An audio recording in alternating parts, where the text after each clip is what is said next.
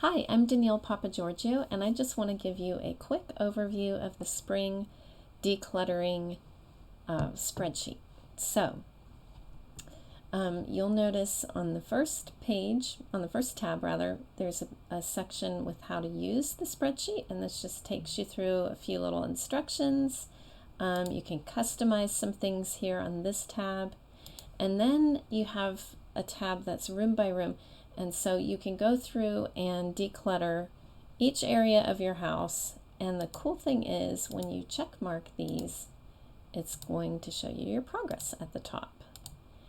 And so I really like that aspect of this. And then you can also do it by category. If you want to do it that way, going through all of your books or all of your clothes, and you just check mark the things off there, and then again you have the progress bar that shows you your progress. And then the last tab here is a decluttering challenge.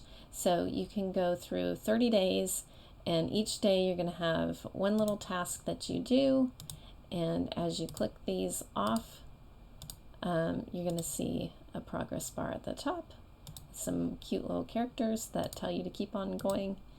And then at the end, there'll be another little thing that pops up there. So that's basically what it looks like, and I hope that you find it useful.